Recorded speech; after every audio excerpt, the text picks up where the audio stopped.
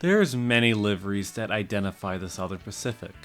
We have the Daylight, the Bloody Nose, the Black Widow, and this. This ghoulish livery was once applied on the Southern Pacific, but didn't last for more than 2 years. We'll find out why it was a failure and how it deserves to be forgotten in the deepest pits of hell. Okay, I'll stop. This was just kind of getting annoying, to be honest.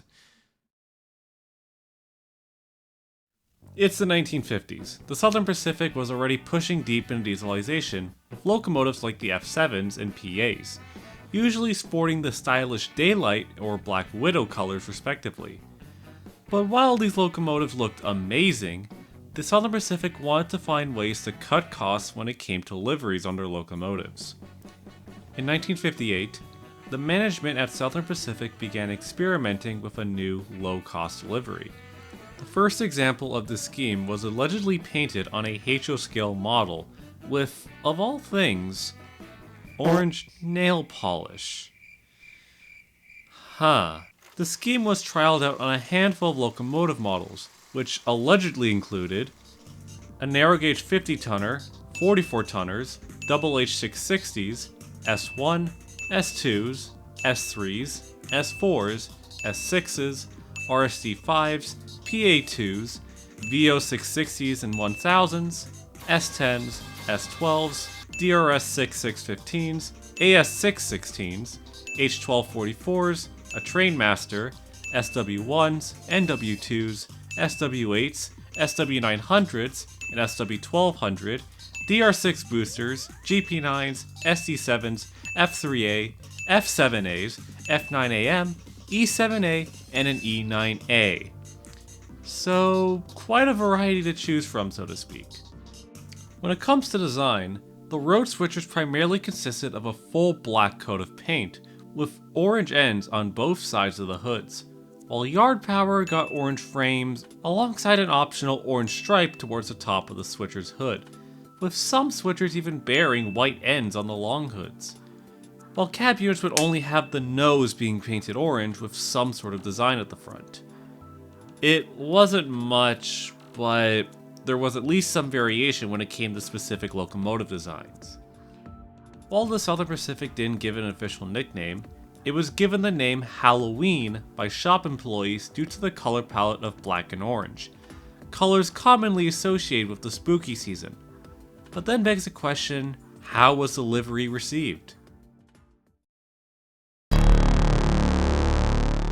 Well, in spite of the livery being more simple and generally being more cost effective, SP officials found the livery too somber, likely because of how bare minimum the livery looked compared to previous color palettes. Although, personally speaking, if they painted the frames orange and added in the lining like the yard switchers, then maybe it would have been a passable livery. In other words, the Halloween livery just looked too drab and unappealing to the SP's liking. Can't say I blame them. When your last liveries look like this, and then it becomes this? Yeah, it's quite the downgrade.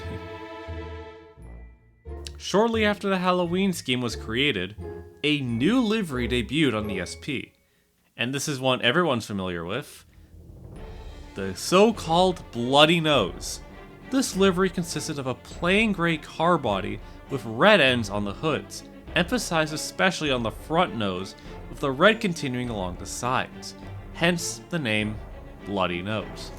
And it's pretty clear to see which livery worked out better for the Southern Pacific, seeing as locomotives would continue to be delivered in this scheme all the way until the end of the SP. And I think you know how the story goes. Seeing as the Bloody Nose became popular, locomotives that bore the Halloween colors were eventually repainted into the Bloody Nose livery, leaving the Halloween colors as a tiny footnote in the Southern Pacific. While the few Halloween locomotives were eventually retired and scrapped, one of these locomotives that allegedly wore the scheme still lives on. E9A number 6051 was the only one of its type to wear the Halloween scheme briefly during 1958. at least based on the rather low quality pictures I could find of it. Today, the E-unit is Today, the E-unit is preserved at the California State Railroad Museum in Sacramento, sporting the more iconic daylight livery of yesteryear, as a representation of the finest colors of the Southern Pacific.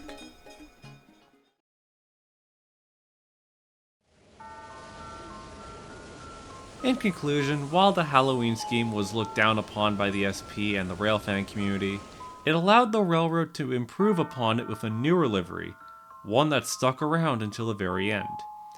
And even through the few photos and models that recreate the old livery, they tell the story of a short-lived paint scheme in the history of the Southern Pacific. But let's be honest, this scheme looks mid as shit.